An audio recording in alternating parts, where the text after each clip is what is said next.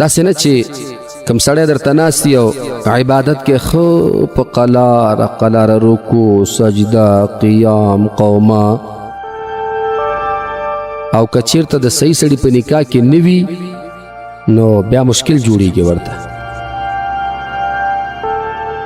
بیا چې وروسته کله جګړه راشي بیا وایي ما په دې اعتماد وکړه دوی سره ما ښه کړي استاد زوی ما لیدلی هم نه ما دې ته لور ورکړه بد دې کړي چې ورته کړه په دې څه خبره باندې.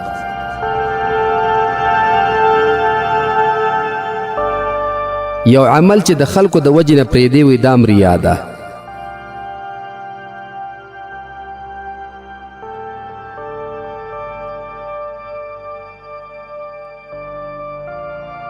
الحمد لله وكفى وسلام على عباده الذين اصطفى خصوصا على سيد الأولين والآخرين شفيع المذنبين وخاتم النبيين والمرسلين إلى يوم الدين رسول الرحمة ونبي السلام وإمام الهدى محمد المصطفى والمجتبى وعلى آله وأصحابه شموس الفضل وعلام الهدى وعلى من اهتدى بهديهم واستنى بسنتهم وسلك مسلكهم وترسم خطواهم من الأئمة المجتهدين والمفسرين والمحققين والعلماء الربانيين والمجاهدين المخلصين إلى يوم الفصل والحساب والجزاء. أما بعد فأعوذ بالله من الشيطان الرجيم. بسم الله الرحمن الرحيم. قال الله تبارك وتعالى إن الله وملائكته يصلون على النبي يا أيها الذين آمنوا صلوا عليه وسلموا تسليما. اللهم صل على سيدنا ومولانا محمد وعلى آل سيدنا ومولانا محمد كما صليت على إبراهيم وعلى آل إبراهيم إنك حميد مجيد. ودرو خان الله ټول قدرمن مینوالو السلام علیکم ورحمت الله وبرکاته.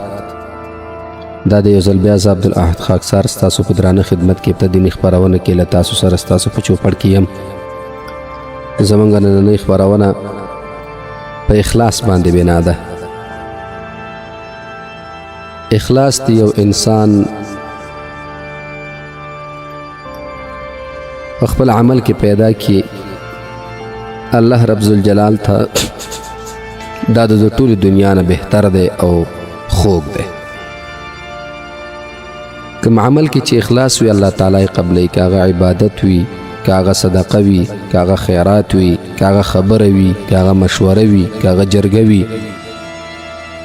اخلاص الله ته ډېر مهم دی. علماء کرامو د اخلاص مختلف تعریفونه کړي دي. مختلف تعریفونه د اخلاص موجود دي. بعض علماء کرامو اخلاص یوازې تعریف کړی عباداتو ته دی او بعضو ټول عبادات او معاملات د انسان چې څومره دي ټولې پکې راغستي. لکه مثال بعضې خلک وایي چې دا ریا د اخلاص ضد دی. نو ریا دا په ټولو اعمالو کې مراتلی شي او په عباداتو کې مراتلی شي. نو لہذا دا یو عام عمل راغستی دی، هم د پاره د عباداتو او هم د پاره د معاملاتو.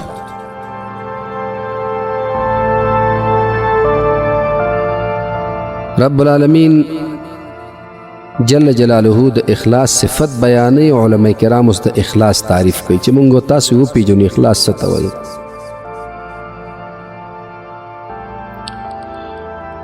باغی کې لسان العرب لیکلی دی چې والاخلاص فی الطاعت ترک الریا. اخلاص چې دی دا په تابعداري د الله تعالی کې پرېښودل د ریا ورته وایي، که هغه په عبادت کې وي که هغه په معامله کې وي. خو چې ریا په منځ کې نه وي دا معنی چې ته د یو انسان خوشحالېدل په نظر کې یوازې ونه ساتې، دې سره دا په نظر کې وساتې چې ما نه زما رب په دې باندې خوشحاله شي او په دې باندې ما نه راضي شي. یو معامله کې صحیح ته به د یو انسان په دې کې لحاظ ساتي، خو د لحاظ ساتلو سره دا فکر به کوي چې د دې لحاظ ځکه کومه چې ما ته زما رب ویلي چې د دغې خلکو لحاظ کوه، د ځان نه د مشرانو خلکو عزت کوه، د ځان نه د کشرانو باندې شفقت کوه،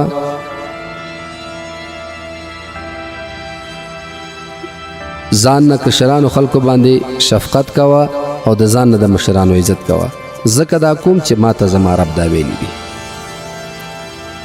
نو والاخلاص فی الطاعة ترک الریا، د ریا پرېښودل دي. دویمه معنا علامه کوفی رحمه الله څوک ورته کفوي وی، هغه ذکر کړي چې الاخلاص هو القصد بالعبادة الى ان يعبد المعبود بها وحده. اخلاص دې ته وایي چې یو انسان عبادت کوي د دې دپاره کوي چې یوازې دا عبادت د خپل رب د رضا دپاره کوم، او رب مې یو دی نو زه د دغه یو رب د وحدانیت قائلم او دته دا سر ښکته کوم. او بعض علماء بیا ذکر کړي دي تصفیة السر والقول والعمل. ریا دې ته وایي چې خپل باطن پاک کې، باطن دې پاک کې که خبره کې او که عمل کې هغې کې اخلاص موجود سی، اخلاص په هغې کې موجودي چې ستا باطن اعمال کم دي پټ په زړه کې او کم ظاهر اعمال دي، دا دواړه پاک کې یوازې خالص د الله دپاره کې دې ته اخلاص وایي. او ډېر کم خلک په دغې صفتونو باندې موصوف دي. او بعضې علماء کرامو بیا ذکر کړي دي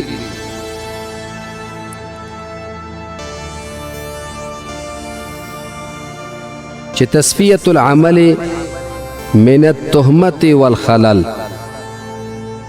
علامه مناوی رحمه الله ذکر کوي اخلاص دې ته وایي چې ته خپل عمل پاک کې د تهمت نه او دغه خالیګاو نه، یوازې د الله دپاره خاص کی، یوازې بس چې دا زه د خپل رب د رضا دپاره کوم. علامه جرجانی رحمه الله هغه د اخلاص بیا داسې ترجمه کوي الاخلاص الله تطلب لعملك شاهدا غیر الله تعالی. علامه جرجانی رحمه الله فرمایي وی چې اخلاص دې ته وایي چې ته خپل عمل د پاره د الله نه غیر بل څوک شاهد اونې نیسي، د الله د پاره عمل دې کړی او د الله د پاره یاد وساتې، بل څوک پکې دخیل نه کړي. لکه مثال په توګه باندې حج دې کړی د الله د رضا د پاره وګرځئ، ځان سره خپل نوم کې حاجي صاحب نه لیکي. حافظ نو په خپل نوم کې دا نه لیکي چې الحافظ، كعالم المحقق المدقق او فلان او فلان او فلان، نه دا ټول به پرېږدي. الله تطلب لعملك شاهدا غیر الله تعالی، د الله نه غیر به بل څوک په ځان باندې شاهد نه نیسي، بس الله بس دی کنه، د الله نه شاهد څوک لوی دی؟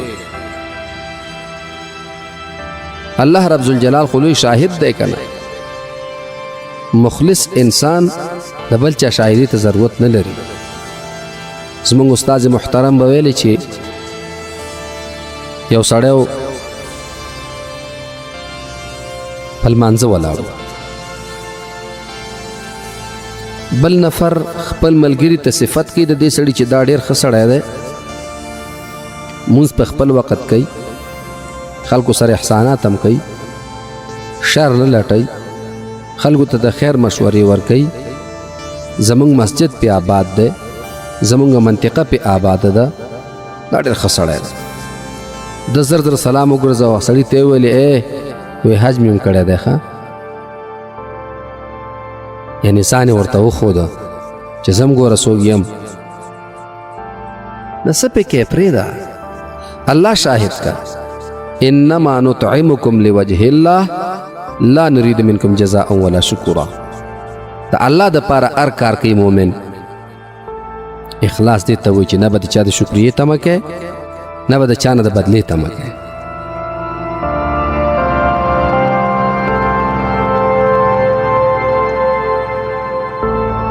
او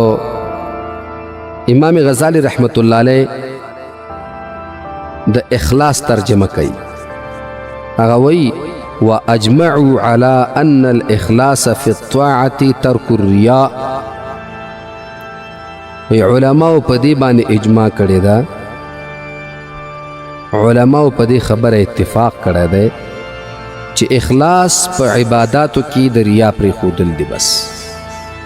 د الله د پاره به عبادت کې د الله جل جلاله د پاره به خپل عبادت خاص کړي. داسې نه چې کوم سړی درته ناست او عبادت کې خو په قلاره رکوع سجده قیام قومه دا ټول خو په قلاره کې مشکل نشته، خو چې کله سړی لاړ بیرون ووته یو دفعه تیزی شروع کې، نه د رکوع معلومي، نه د سجده معلومي، نه د قیام معلومي، نه د قوم، یو ګلس شروع ولی یا بل ترتیب باندې چې ووایم خویندې پوه شي په دې باندې. خویندې هغوی د خپل خاوندانو خدمت کوي، نو خدمت د الله د رضا دپاره کوي. هر وخت به د خپل خاوند سپېږمو ته دا خبره نیغه نه کوي زه ستا څونه قدر کوم، تا ته بوټان پاکوم، ستا کالي پاکوم، ته چې راشي تا ته چای ږدم، او زه تا ته یو خبر کوم زما یو خبر هم نه مني. نو هر څه دې په سین لا وکړو، نو ځکه دا ریا ده. ته چې د دې دا خدمت کوې نو د دې دپاره کوې چې سبا دې ستا خبر ومني؟ نه، ته به د خاوند خدمت د دې دپاره کوې چې دا ماته زما د رب حکم دی، او خاوند هغه به خپل خدمت ښځې ته نه وړاندې کوي. ولی خاوند به په دې نیت باندې د خپلې ښځې خدمت کوي چې الله جل جلاله دا زما دپاره زما د نکاح دپاره مقرر کړې زنانه وه، الله جل جلاله د دغې بیبي د وجې نه زه د زنا نه بچ کړم، زما سلسله د نسب یې وچلوله، زما د دعا دپاره خلک پیدا شو، زما د میلمه قدر کوي، زما د میلمه احترام کوي، د دې د وجې نه زما دعاګو پیدا شه، او د دې خدمت ځکه کوم چې زما رب ماته دا حکم کړی چې تاسو د خپل بیبیانو سره ښه زندگی تیره کوئ. الله رب ذوالجلال فرمایي چې تاسو د خپل بیبیانو سره ښه زندگی تیره کوئ. وعاشروهن بالمعروف. او که چیرته یو خاوند په خپل ښځې باندې پیسې مصرفوي،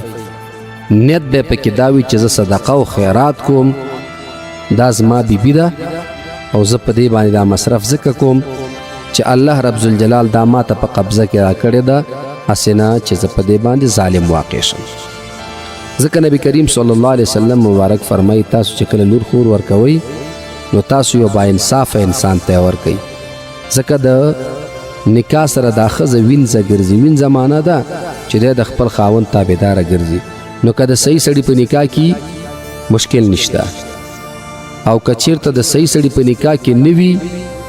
نو بیا مشکل جوړیږي ورته. مونږ تاسو دوه خبرې هغه ترانه کړي. نارینه یو ټکی یاد کړی دی چې هغې چاته به لور ورکومه چې کوم مزدوري او کاروبار د هغې وي نو زه به هغې ته خپله لور ورکوم. ولې سبا ته که لور محتاج شي نو څه به کوم؟ کاروبارو سړي ته به زه لور ورکوم، کاروباري ته. او که بیا دې ورته وویلې چې په خارج کې اوسېږي نو کیدای شي چې دویمې خبرې ته دې پرېنږدي جیب ته لاس کې هغه خپل د پوزې دسمال درکړي چې دا وخت له خورې دا نښه شوه او بیا چې کله راغلی نو انشاءالله غټ دسمال به درکړو ولې چې د خارج نوم دې واخیسته جان قربان وخت له دا په جیب کې واچو بیا چې وروسته کله جګړه راشي بیا وایي ما په دې اعتماد وکړه دوی سره ما ښه کړي ستا زوی ما لیدلی هم نه و ما درته لور ورکړه بد دې کړي چې ورته کړه په دې سده خبره باندې اوس په بل چا باندې د هغې احسان وراړی هغه وخت کې خو تلې ټینګېدلې په شلو زنځیرونو باندې زنګونه دې پسې وهل چې بس هله زما لور پاتې کېږي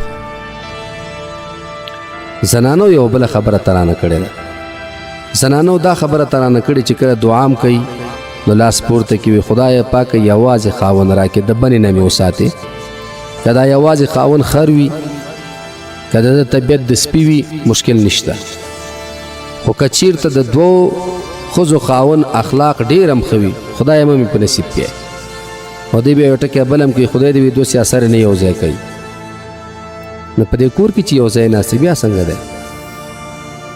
دی خو چې دا غیبتونه کوي خو ټول یو ځای ناست دي که نه اخلاص نشته په عمل کې اخلاص نشته او دا بیا زنانه یو ظلم ګڼي وایي دا زموږ بیبیانو باید دا سختي راغلی ته وایې که دا ظلم دی په دوی باندې خو ښکاره جایز عمل دی الله تعالی قرآن شریف کې ویلی دی نو دې کې خو څه د ظلم خبره نشته منظور مې دا نه دی چې هر انسان دې پسې کار وکړي نه منظور مې دا دی د الله دین پورې خندا مه کوئ او دا سوال مو ګوره خدای نه قبلوي که څوک دا سوال کوي چې خدای د بلې نه مې وساتې نه دا خو د شرعي کار دی د دې خو داسې یو مثال دی لکه یو سړی وایي چې خدایه پاکه د مونځ کولو توفیق رانه کړي او خدایه پاکه بس مازدیګر مونځ توفیق رانه کړي دا سوال د خدای نه قبلوي ولې الله مونځ فرض کړی دقسې الله تعالی څلورو ښځو جواز او امر هم کړی دی دا د چا په خبر رد کېږي نه ښه د دې په ځای د ځان دپاره جنت وغواړئ د الله رضا وغواړئ ښه زندګي وغواړئ الله به یې درکړي بعضې لا چې زنانه ناستې خپلو کې یو بل باندې احسان هم کوي ما دا دعا کړې چې خدایه پاکه زما کور او رشتې او زما څومره خپلوان چې دي خدایه خور او خورزې مې او نږدې کورنۍ مې خدایه ټول د بنو نه وساتي ابل ورسره وي امین ته وایې که چېرته د قرآن محفل دی ټول ناستې په یو ځای اجتماعي امین وایي نه دا خو جایز امر دی په دې کې دا خبرې مه کوئ ځکه دا که ستاسو زړه وي که نه وي الله چې دا امر کړی خو بس امر شته نو د الله د امر مقابل ته څوک مخې ته نشي ودرېدی ښه منظور مې دا دی منظور مې دا نه دی چې هر سړی دی ډېرې ښځې وي که څوک کولی شي انصاف کولی شي ودې کي که نه دی کوي مشکل نشته د اخلاص پورې خبره وه چې اخلاص څه ته وایي واجمعوا على ان الاخلاص في الطاعات ترک الریا ته اخلاص پیدا که الله رب ذوالجلال به د میوو او د ښه زندګۍ باران در باندې وکړي علامه فضیل ابن عیاض رحمه الله هغه ذکر کړي په مدارج السالکین کې په هغې کې ذکر کوي چې ترک العمل لاجل الناس ریاء یو عمل چې د خلکو د وجې نه پرېږدی وي دا هم ریا ده والعمل لاجلهم شرک او د خلکو د وجې نه چې یو عمل کوي یو مونځ کوي یو نیک عمل کوي دا خو شرک دی او د چا د وجې نه چې نیک عمل پرېږدي نو دا ریا ده نو نه به د چا د وجې نه یو نیک عمل پرېږدي او نه به د چا د وجې نه یو نیک عمل کوي ځکه که د چا د وجې نه دې پرېښودله دا ریا ده او که د چا د وجې نه دې وکړه نو دا شرک دی او اخلاص څه ته وایي والاخلاصو اخلاص دې ته وایي والاخلاص الخلاص من هذین د دې دواړو نه به ځان پاک ساتي نه به د چا د وجې نه یو عمل کوي او نه به د چا د وجې نه یو عمل پرېږدي که یو عمل پرېږدي هم د الله دپاره یې پرېږده ځکه وایي دا کار ګناه ده او که یو کار کوي نو د الله د رضا دپاره به یې کوي چې دا راته زما رب حکم کړی دی او بیا وایي چې اخلاص څه ته وایي بیا وایي چې وفي روایت عنه د دې نه بل روایت داسې راغلی والاخلاص ان یعافیک الله منهما اخلاص دې ته وایي چې دې دواړو نه الله تعالی وساتي بس دې دواړو نه ځان وساتي که نه دا اخلاص دی عزتمندو اخلاص داسې یو عمل دی چې چې په دې باندې رب العالمین جل جلاله ډېر زیات خوشحالیږي.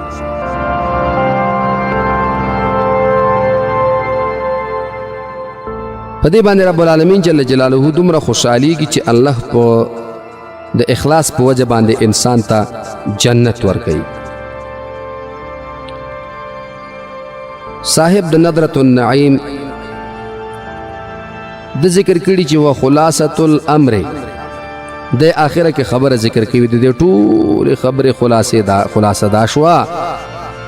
ان الاخلاص تصفیة للعمل والقول والعبادة مما يشوبها من رياء ومراءة او خداع او كذب. دغه تفصیل کړه دا وی چې خلاصه د خبرې دا د دولت علماء او اقوال مې درته پیش کړه. وی اصل مسله دا ده چې اخلاص تصفیة للعمل والترتیب د زندگی ورته برابر کی. باقی مو په الله سپارم. السلام علیکم ورحمت الله.